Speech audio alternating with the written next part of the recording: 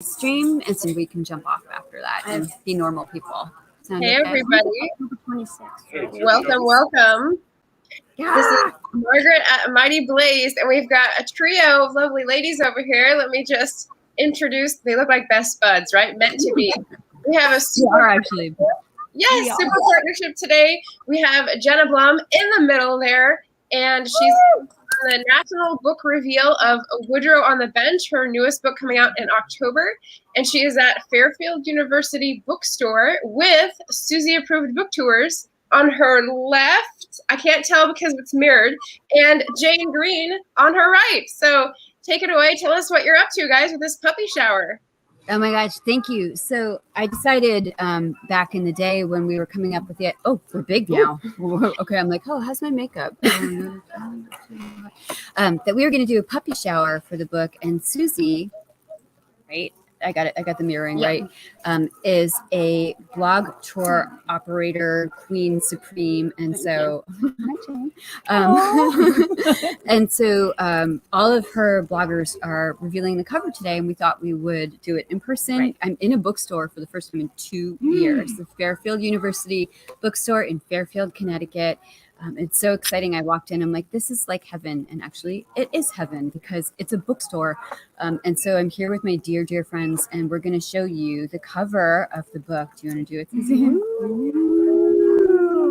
I don't have a copy here. Oh, just grab a card. I'm going to grab a card. Oh, yes, grab a card. It's so cute. Look. This is Woodrow in his tuxedo, which he wore for parties. Oh, Deb, I wish you were here too. And Jane actually bought her dog Duffel. I did. So we can see if we can get Duffel. I don't know. Should we Duffel? I don't know whether she'll come up here. Come, Duffel. Yeah, so this book comes out October 26th. Yes. So I'm going to try to be an author now. So Woodrow comes out on October 26th, right in time for the holidays. This is a galley. This is obviously like my reading copy here. I was doing some recordings for the audiobook, so I have my reading stuff in here.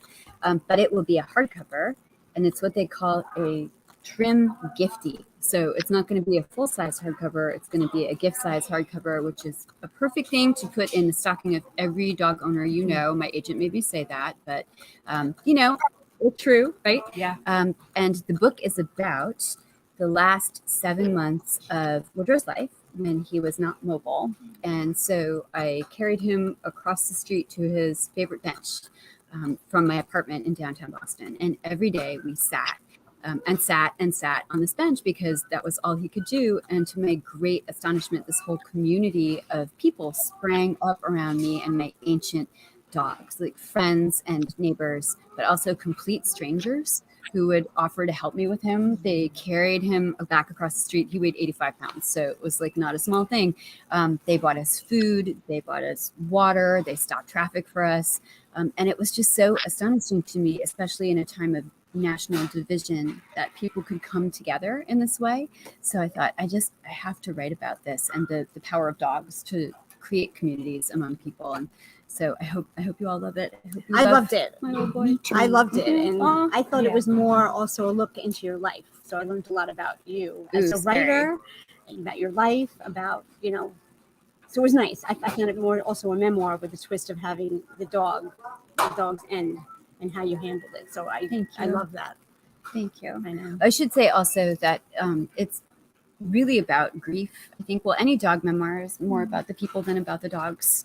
In some sense, it's about what the people learn from the dog. But my mom had passed 2 years before Woodrow passed. And so that grief was still pretty fresh when Woodrow was in his extremity. And what I've been told from people who've done an advanced read of the book, it is about how I was handling grief, but also how I was handling the isolation of the writer's life, because I'm a single chickie and I was a single dog mom, and I am a single dog mom. So even pre-pandemic, I was struggling with issues of how to let people in. And Woodrow really taught me how to open up my life in a new way. It was really sort of disconcerting to write about this, actually, because when you write fiction, you're always trying to hide your hand. But with a memoir, you're trying to show your hand more. So with fiction, it's kind of like hide your underwear. And with memoir, you're like, look, more underwear. So there's a lot of my like emotional underwear. And no, it's great. Enjoy. Because being a dog lover, you touched upon the things you gain from a dog that I can't put into words. So when my kids wanted a dog, I didn't, the feelings that you expressed in the book are the feelings that any dog lover felt. So I think Thank that you. it did justice in that area. I have a question. Okay, this is a Jane Green, who multiple billion New York Times bestselling author, queen of the universe. And you all follow Jane on Instagram, so you can see her house. Tell us where to find you. Yes. Yes. The house that I've just sold and regretting it deeply, No, but never mind. I know. It's If you okay. look at Jane's house on Instagram, it actually looks like her house actually looks like her Instagram house. Like her life is what it looks like online, my which life never is, happens. is perfect. Your life is beautiful. No, my life is so imperfect. It's not even funny. That's what makes it beautiful. Thank you. You're welcome. Vulnerability memoir. How did you cope with that? Was it frightening? Did you ever feel overwhelmed? Did you take anything out of the book? Yes, thank you. I love you so much. She just showed up here like, Suzy has to be here because I'm like, Suzy, I'm drawing you into my web. Jane just like showed up with her dog, which is so nice. So the question is, was it scary to be so revealing in the memoir? It was. The first draft was not like that at all. The first draft was about Woodrow and all of the funny things that happen when you're caring for a dependent, and also all of the really, really tough things that happen.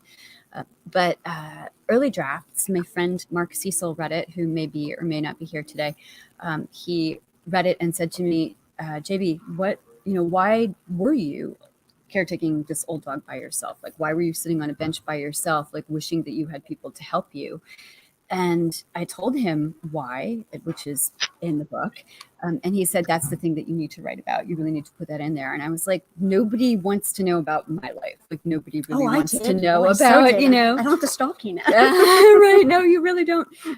It is a little disconcerting to think that that's all out there. But what Mark said is, instead of being ashamed that you're like a single dog mom, if you show people what you go through, you can inspire other people who might be making non-traditional life choices. And I have yet to see whether that's true. So we will find out. And can I, speaking of non-traditional life choices, can you tell us a little about storm chasing? Because that is one of the coolest things ever. You can come do with me. You're the only person I've ever met who storm chases. I do storm chase, not as much as I used to, but in my 30s, last year, I wrote a book called The Storm Chasers, my second novel, my sophomore novel. And to research that, I went professionally storm chasing with a group called Tempest Tours in Texas. And I followed them as a media tail. So I drove behind them in my Jeep, which is out in the parking lot, as they got us as close as possible to severe weather without getting us killed. So a lot of big tornadoes and big hailstorms. And weirdly, I miss it. When I go out to the Midwest, I have a family home in Minnesota, and I go out in August, which is when the severe weather happens there. And I feel even now like we're supposed to get thunderstorms here in Connecticut this afternoon, and I can look at the sky and I read it, and it's like the language I don't get to use every day, but I think, oh, there's a storm coming from that direction. Here's how bad it's going to be.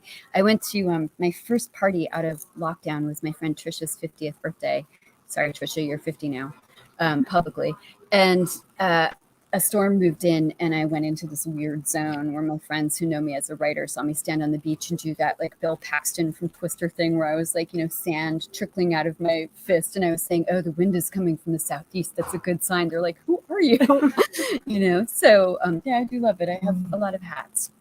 So what was it like switching gears, writing the memoir from the fiction? What were the challenges that you, in the editing, and how long did it even take? I'm just so happy to be with you guys. I can't even. Like, I keep thinking, like, my friends are like actually tangible. Like, look, I can touch them. Sorry, I'm a creeper now. How long did it take from idea to finish? So Woodrow is a fast book for me. Usually, it takes me about 3 to 5 years to write and finish a book, mostly because I structure it and research it assiduously, and then I finally sit down to write it, and the writing is really fast. Not as fast as Jane, who writes like a book a year. That's always like in the old days, not fantastic flame of a book. But this one took me about 3 months to write. It's a short book. It's about 140 pages. Most of my books are about 450 pages, so it's a short read. It's a one-sitting read. And because it's about an encapsulated time period, like 7 months of my old guy's life, it had a very easy structure for me to follow. Each month is a different lesson that he taught me and that other people taught me. So I kind of think of it as being like Tuesdays with Maury, but with all the lessons coming from a very elegant old black lab. So it actually was a great relief to write this. I didn't have to invent a plot. It was already there. It was shorter. It was something I care about so deeply, and was in love with my dog. He was such a good old boy. So it was an easy one. No, I think the timing is great considering how many people have bought dogs, have gotten dogs during COVID, and now are living with a dog, and they're going to feel the same emotions you have, even if it's an older dog. It's a dog. It's still, hearing the noise in the house. Or the tags, the jingling tags. I mean, when my dog goes to the vet, I'm like, we drop him off, or to get a haircut. I'm like, it's really quiet. It's too quiet without the dog. So, that comes through in the book. I think I found it uplifting. I found it relatable. And I think most people who go to read it are going to feel the same way that, old dog, we all dread the fear of our dog passing, but you did it with grace and just honesty. I think that it comes out as, a nice read. I found it just enjoyable. Thank you so much. It's hard to know if a book about grief is going to be enjoyable or not. There is an ugly cry part of the book that, I will prepare you for when I've been sending the book to people, including Jane and but you. that felt good. That was like, I hope it was cathartic. I feel like we all have dealt with so much loss this year of one sort or another, like the loss of the life that we had before the pandemic, the loss of people we love, the loss of animals, the loss of certainty, I think, right? Like before the pandemic, there was political uncertainty. Now there's like, what do we do with our lives post-pandemic? What is this going to be like? So I've been told that the book is cathartic in that way, because you think, oh, I just miss my old life. Like, do you guys ever have that feeling sometimes? Like, if I could get in a car and drive in reverse just back to a day before all of this happened. I quite miss the pandemic. It's a terrible thing, but I love it. My family's worried about me. My family feels like they have to train me to go in the real world. They're like, how are you going to go back into society? Gosh, being at home. I'm like a feral child. Nowhere to go, never leaving the house. It was kind of dreamy. But I mean, we don't actually have to. Right? I miss my pajama bottoms. I mean, I might still be wearing pajama bottoms because. Or you can find me in style in the store in Westport. I go at 5:00 my pajama bottoms. I would be there. See, the thing is, though, for the writer life, like my life didn't change as much during the pandemic because when people were like, oh, I don't have to wear, nice clothes or my clothes look terrible. I'm like, welcome to writer world. Like, this is what happened. We were the same outfit like 8 days in a row. And I was leaving the house not that much when I was writing. So you would have sort of self-imposed quarantine to write. That was different. Hi, Laika or Lika. I'm sorry if I'm mispronouncing your name, but I have a skill. It is one of my superpowers to mispronounce names. Can you tell us about Professor Henry Higgins and how he is so different from Woodrow?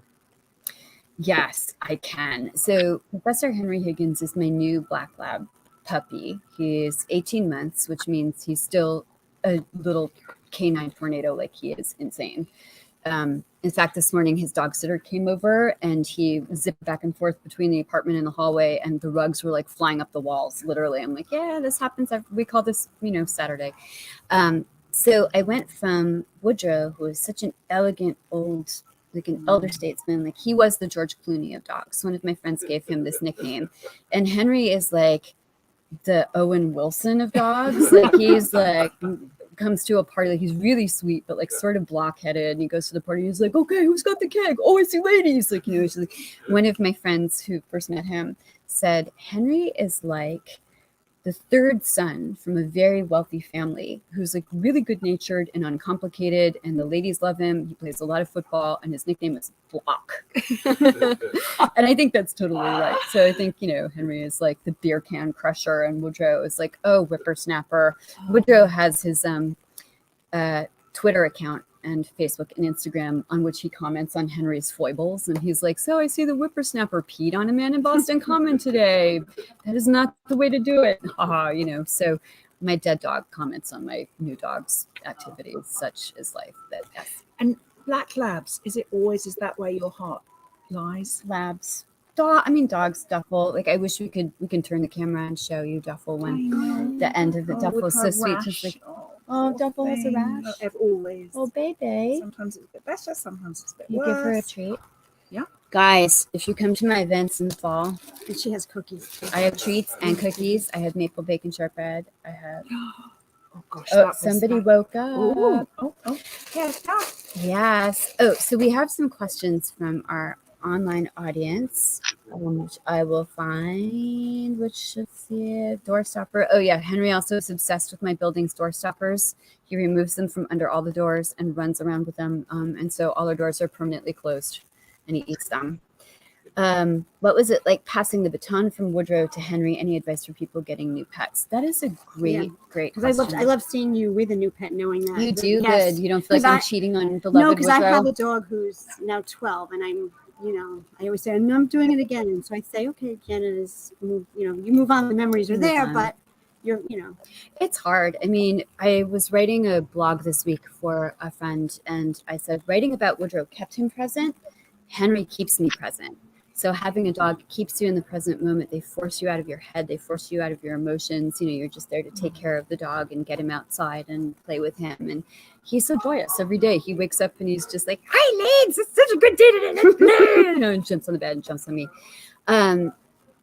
When Woodrow was going, people would say to me, are you going to get a new dog? And I would say, I am a dog person. I need to have a new dog. And they would say, well, wait 2 or 3 years. So you have to wait, at least 2 or 3 years. I thought, I will never make it. Mm-hmm. And I had one friend who's in the book, Jacqueline, beautiful Jacqueline, the trainer, whose dog Rizzo was Woodrow's mini-me, young Jedi, beautiful black lab. And she said, when my dog passed, my previous dog, I had panic attacks so badly. And so I only waited 3 months before I got Rizzo. And I thought he was really weird because he was not my old dog. Mm-hmm. And it took me a while to stop thinking that he was really weird.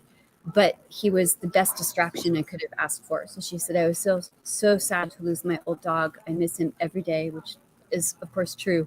And your new dog, you're an interloper. But it also is like the best joyous distraction. And I feel as though there's always room for joy, especially now, or maybe like during the pandemic when we were so locked down and grieving in so many ways. Like you just open a crack of your life and you let a little bit of joy in, and that's what a puppy is. So that's well, I'm glad you let us in on your life on this book. I really appreciated it. What advice would Woodrow give to Henry to take care of his lady? So Woodrow called me Mamu and Henry calls me Lady. Yeah, Woodrow has like the sort of George Clooney, Barack Obama, sorry, with apologies to both of those men, voice. And Henry is like this madman. I think Woodrow would say, Mamu is really weird. She spends way too much time doing things that she shouldn't care about, typing on the little box, looking at the little screen, Sometimes she cries for no reason. She makes a big deal out of things that are not that important, like the social media, but just bear with her because she's a human. She can't help it. She means well. So that's the advice, basically, is like, look the other way. Do the best you can with her. So I don't know what's going on back there. No, it's just I'm admiring the tinsel. I know. Oh, thank you. I have tinsel. Yeah. It's really nice. You guys. Yeah. Because pandemic is over. I don't know if you can see it, but yes, I have tinsel. And my dog mom t-shirt. I'm not showing you my boobs, I promise. It's my dog mom t-shirt. Aww. Dog mom ness. So I am like super privileged to be here with Jane too. So if you guys have questions for Jane, please put them in the What are you working on next? What can we expect from you next? What am I both working of you on guys. Next? Both of you. Yeah. Do you want to answer that first? Well, I have a novel coming out next summer called Sister Stardust, which is sort of it's, what do you call it? Historical fiction / biographical fiction. So it's all about Paul and Talita Getty in the 1960s, in the late 60s in Marrakesh. And this is what you do drawings for. The people that surrounded them, some of whom were the Rolling Stones and Gore Vidal. I mean, everybody who was anybody was around them on the way to the North African hippie trail. So it's lots of sex and drugs and rock and roll. Nice. Sex, drugs, and rock and roll. You heard it here first, people. And Jane. So like the combination of those things is like so fantastic. I cannot wait to read that. That's a departure for you. I think. Yes, big departure. What does that feel like? Well, I loved it actually because the research. There's nothing written about Talita Getty, so I took about 9 months to research it and had to come at it sideways, and I loved it. Yeah. So now I'm planning on starting writing again on Monday. I'm just not sure what I'm going to be writing, but I know just kind of slide into it. At this point, I have to just sit down at my computer and figure it out. Do you do that? Does the door open when you put your hands on the keyboard? 100%. Yes. Okay, this does not happen to me. Yeah. That doesn't happen to Yeah. me. Sometimes it takes a while, but I need to be sitting there and figuring it out. What about you? What are you I think working that on? is, thank you. I think, but Picasso said that inspiration comes, but it has to find you working. Like the faucet has to be on before the water comes out, right? Yeah, So, I love that. I love it too, and I rarely do it. So right now I'm running the Blaze and doing pre-promotion for Woodrow. So you would think I would be working on nothing. Like normally I'm like, I have a hangnail, I can't work. It's so hard to type. But I do have an idea that my agent hates, actually. And I really would like to do a puppy book companion to Woodrow that is about Henry and about getting a puppy, exactly the transition we were just talking about and what it requires to raise a puppy. But also, I got him during the pandemic, as so many people did. And I feel as though there's extra weight on the puppy raising engine because there is so much flexibility and adaptability required to raise a puppy. And I would have it be 7 months of raising Henry and what each month taught me, like with Woodrow. So sort of reversing back out of tragedy and saying, you know, what is it that we all learned from this weird intermission that we just had in our lives, and what lessons can we take from that? So my agent, who some of you have heard me mimic before, but she's so great, she's French, Stephanie, she never watches Facebook, so I think I'm probably pretty safe. We're safe. Yeah, we're pretty safe, yeah. I told her I want to write this puppy book, and she's like, Jenna, I don't know how to say this in a nice way, but I think it is maybe somewhat derivative of Woodrow, and I don't know if we want to do that. Maybe you want to write another novel. I want you to be known as a serious writer. But I think, and I said, are you saying I'm selling out? And she's like, well, I wouldn't put it just like that. I'm like, I'm here for it. I'm here to sell out. That sounds good. I'm ready to sell out. I love dogs, write dog books forever. So I think that most of all, the puppy book is a containable task at a time when I'm super busy, and I would rather be writing than not writing anything. And I hope you all like the idea. Yeah. I also think it's really important that as writers, we have to tell the story that we feel compelled to tell. Yeah. And I've also had agents and editors sort of push things on me, and sometimes I've written them, but they've never. They don't touch my heart in the same way. Right. And they don't feel there's no resonant chord. Yeah. Right. And it absolutely. doesn't reverberate. And my agent is always right. She's like my mom that way. But I think it's because she hasn't seen the book yet. And if I write it and I love it, love communicates in a book. And so hopefully love will communicate with Henry too. Does Henry appear in the book at all? Dog cameos, sleeping in quarters, always a dog cameo, always dog cameo. Anissa wanted to know if Henry appears in the Woodrow book at all. And he doesn't, because this one just belongs to the old guy. This is just purely about He's Woodrow. on your social media. Oh, yes. Henry is all over my social media because one of the things puppies do is they make us smile with their, with their asshole behavior. Like puppies are, if I could, I would name this book Puppies Are Assholes. And I was just telling these lovely ladies who are at our reading today that one of them just got a puppy. And she's actually not, she went away for the time being. She just got a puppy. And I told her that when I interviewed Anna Quinlan last summer for Mighty Blaze, Anna said to me, I hear you just got a puppy. My condolences. And I think that's totally right because puppies are so difficult, which is why they make them so cute so that they don't, you don't kill them. Yes. Okay. We went to see dogs in the bookstore. Where's Duffel? She's here. Here, Duffel. Can I show you guys Duffel? See if I can do this without unhooking. Oh, there she is. Duffel, say hello. Look. Duffel and Woodrow. Oh, sweet girl. Do you want to give her a treat? Sorry, guys. This is like. Where the treats? Oh, here. Wait. Where did those Your two little big teeth back baggie go? on Oh, I your have lap. them in my lap so that everybody will love me. There we go. Look at Duffel. This is Jane's dog, Duffel. And she actually matches me completely. Look. You know how they say Oh, dogs and twinning, owners? yeah. We both have really long noses, little beady eyes, and grey hair. And And we're both beautiful. you are both. Thank you. I agree with that part of the assessment. Oh my gosh, look at that little baby. I love it. Thank you, Fairfield University Bookstore, for letting us bring dogs in. We love it. And Duffel is our solo dog right now. Yeah. Yeah. Hi, sweet girl. Where can folks find you both? So that, we leave here today, but where can they follow you guys? Oh, I'm on. I think I'm Jane Green Author on Instagram and author Jane Green Author on Instagram and author Jane Green on Facebook. Do you have a newsletter if people want to? Oh, I'm so bad. It's just me, and I get overwhelmed. And just to make sure we cover, yeah, the stalking can begin. From. Yeah, Yes. you can go to my website. Actually, you can sign up for a newsletter, but don't expect them. Right.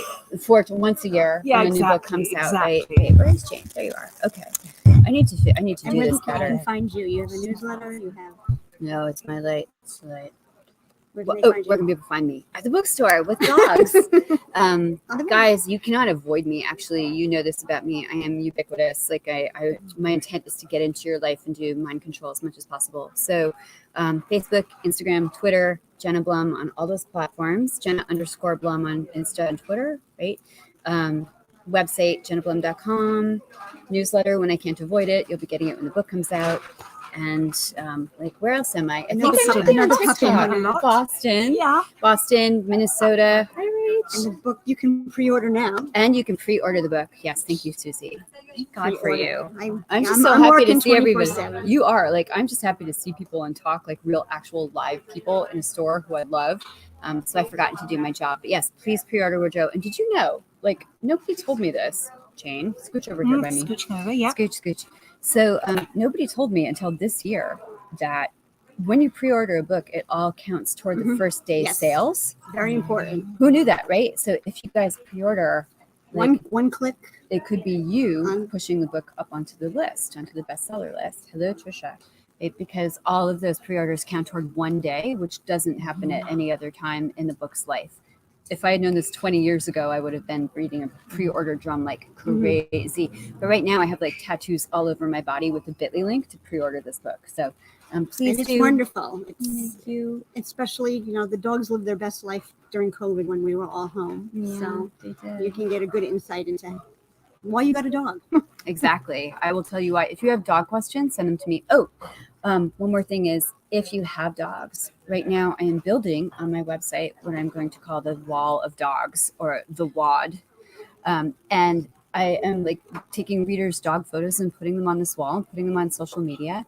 And once a week, once Woodrow comes out, I'm going to pick one dog at random and send the owner a book and send treats and maple bacon shortbread, which I bring to bribe everybody at every reading. Awesome. Which is really good, I have to say. It turned out really nicely.